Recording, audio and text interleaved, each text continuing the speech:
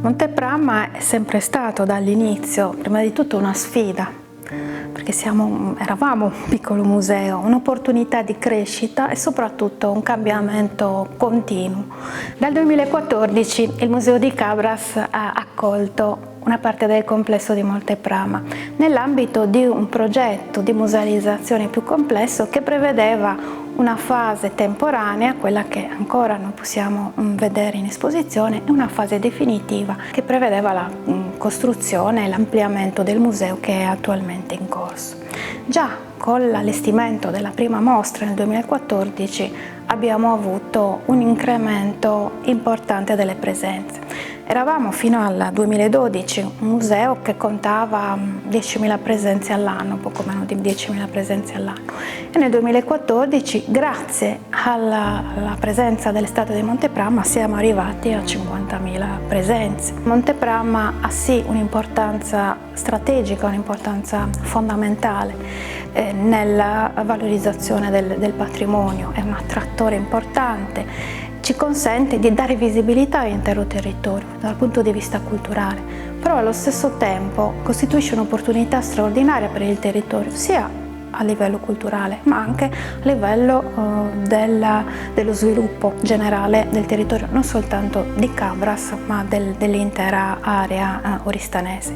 In questo momento stiamo lavorando, come da tanti anni ormai stiamo lavorando per Montepramma, per completare quel progetto di allestimento, sempre in collaborazione con altre istituzioni, in particolare con la soprintendenza, che darà la possibilità al complesso di Montepramma di trovare una sua sistemazione definitiva. Siamo convinti che questo sarà un passo importante non soltanto per il museo, non soltanto per Montepramma, perché consentirà di valorizzare appieno tutto il patrimonio del territorio, e questo legame col territorio è l'elemento che certamente per noi è quello più significativo, e questo legame è quello che ci dà la forza per andare avanti e per credere in Montepramma e nel patrimonio archeologico del Sinis. Montepramma è uno degli attrattori più importanti che in questo momento abbiamo in regione. Come direzione generale dei beni culturali e come assessorato stiamo affiancando l'amministrazione comunale e il Ministero in questo percorso volto a far conoscere Montepramma.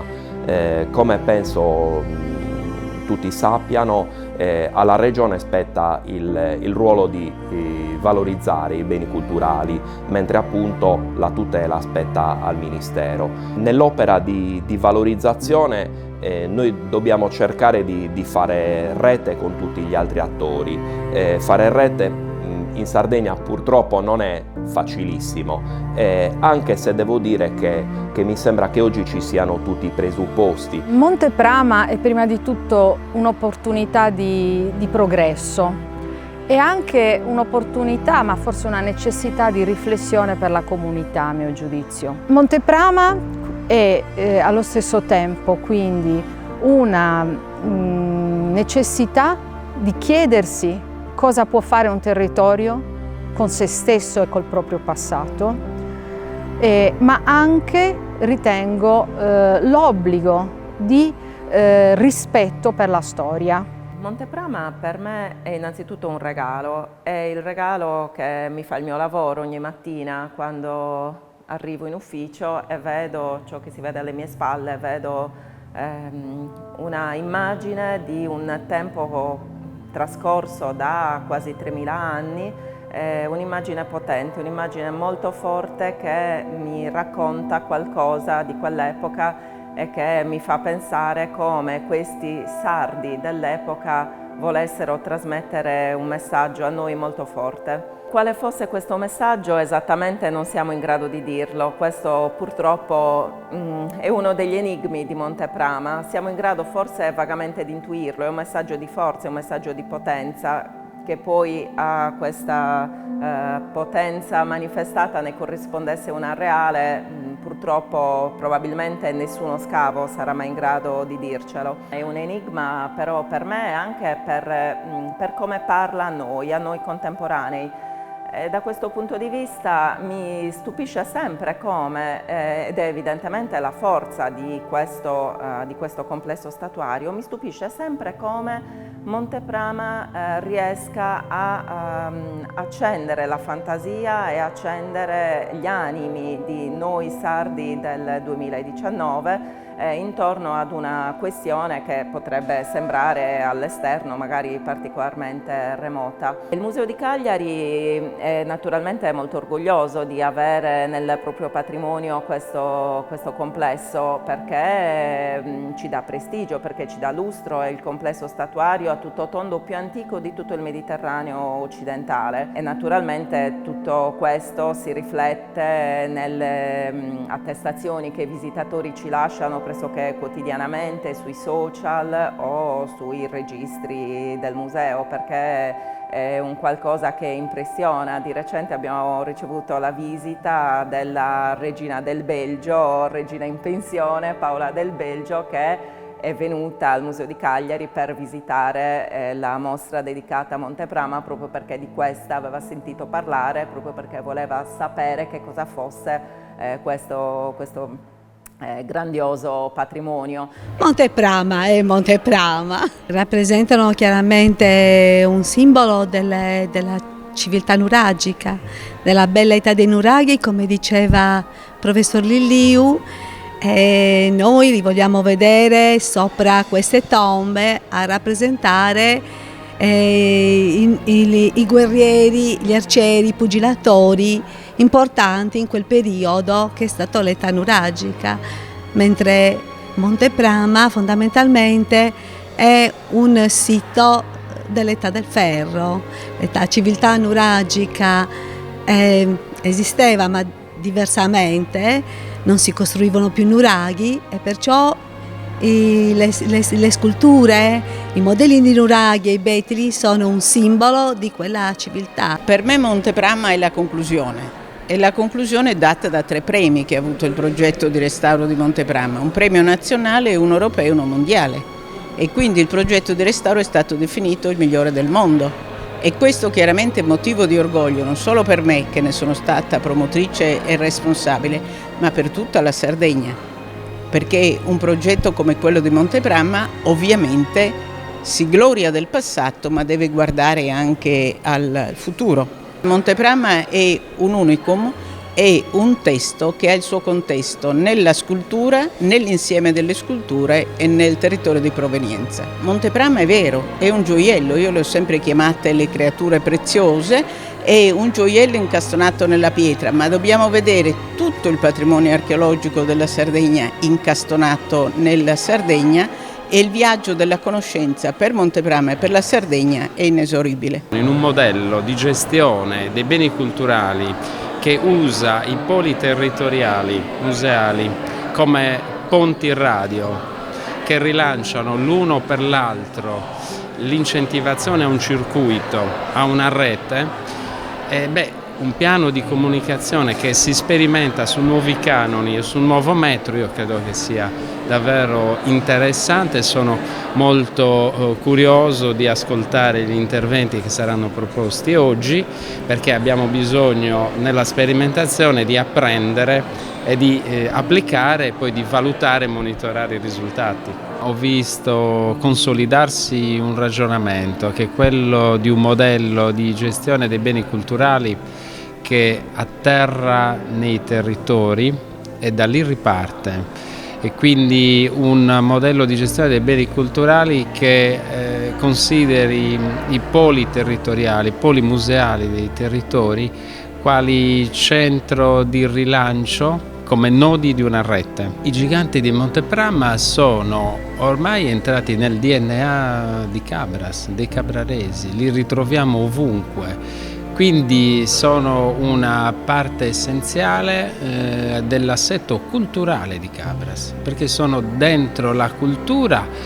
da 3000 anni a questa parte, ma lo sono ancora di più oggi nella consapevolezza dei singoli, nella coscienza dei singoli, delle singole persone.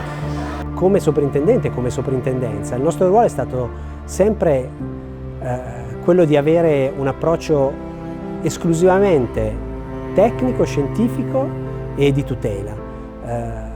Ruolo che ci ha portato pertanto a impegnarci in quegli anni nella pubblicazione integrale delle ricerche dei cantieri svolti anche negli anni 70, che fino a quel periodo ancora non avevano conosciuto un'edizione complessiva, e siamo riusciti appunto nel corso del periodo sopra ricordato a pubblicare l'edizione integrale di tutti gli scavi compiuti fino a quell'epoca e a riprendere proprio a partire dal 2014 le ricerche sul sito. Che cosa succederà a Monteprama? A Monteprama intanto la cosa importante è che siano riprese le ricerche, che la soprintendenza e le università siano impegnate nel completamento degli scavi nell'intero lotto disponibile per l'indagine del sito di Monteprama, che ci si impegni come istituzioni anche nella possibilità degli ampliamenti delle ricerche in tutte le parti del sito in cui è ancora presente il sedime archeologico, e confidiamo che si completi quel percorso di valorizzazione per cui sono state trovate risorse, sono stati avviati lavori, sono stati pensati musei e rapporti tra musei all'interno della Sardegna, in una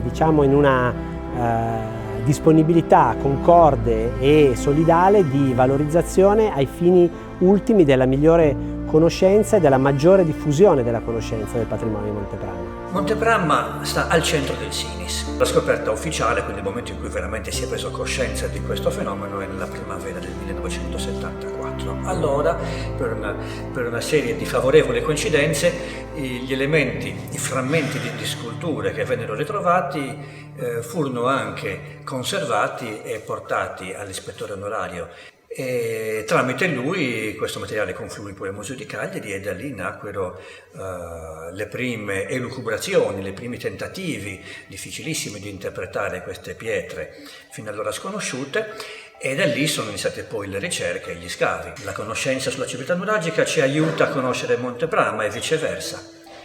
In questo gioco reciproco, in questo grande sviluppo della nostra conoscenza, possiamo dire che Monteprama è forse il culmine della civiltà nuragica, un segno di un grande processo di cambiamento, di trasformazione e di sviluppo, che segna forse appunto il massimo vertice raggiunto da questa nostra antica civiltà, e allo stesso tempo ci pone il grande problema di poter mettere in relazione questo momento di sviluppo con quello che avviene poco dopo, e cioè un rapido processo in cui questa stessa civiltà si perde, in qualche maniera perde la sua identità, perde la sua capacità di riprodursi, e in qualche maniera tende ad esaurirsi, ad esaurire la propria spinta propulsiva e a terminare il suo ciclo. Quelle che chiamiamo eroi di Monteprama sono statue di pietra, alte circa 2 metri, quindi di dimensioni rispettabili, rappresentano figure umane, maschili, sono tutte maschili, rappresentano giovani in armi, arcieri, con l'arco e la loro armatura, guerrieri con lo scudo, la corazza, la spada, e altre figure che chiamiamo pugilatori, che erano probabilmente dei giovani che si incontravano, scontravano in giochi sacri, armati soltanto di uno scudo e di un guantone con una punta al pugno destro. Insieme a queste statue ci sono poi degli altri elementi importanti, che sono i modelli dei nuraghi, quindi le riproduzioni stilizzate dei nuraghi, e i betili, cioè nuove pietre che vengono però scolpite alla maniera delle antiche pietre sacre che ornavano le tombe dei giganti, quindi elementi simbolici del culto degli antenati delle antiche tombe nuragiche. Sono le sculture che noi definiamo nuragiche, certamente appartengono all'ultimo momento della civiltà nuragica, l'età del ferro, sono perfettamente confrontabili con i bronzetti nuragici.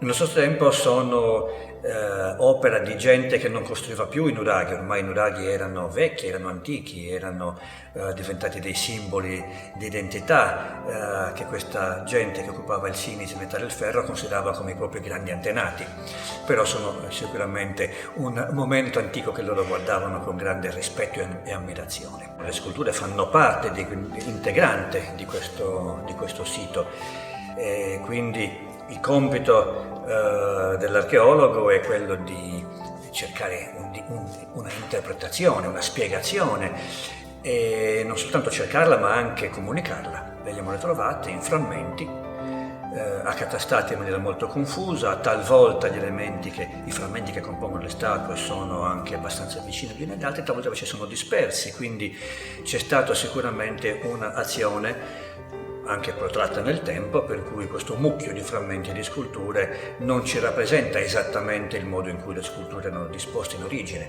Nessun elemento è stato trovato al suo posto. La strettissima relazione fra le sculture e le tombe. Le sculture o stavano sulle tombe o nelle immediate adiacenze delle tombe. Che cosa ha trasformato la necropoli con le sculture, che noi presumiamo allineate, in un mucchio di pietre rotte?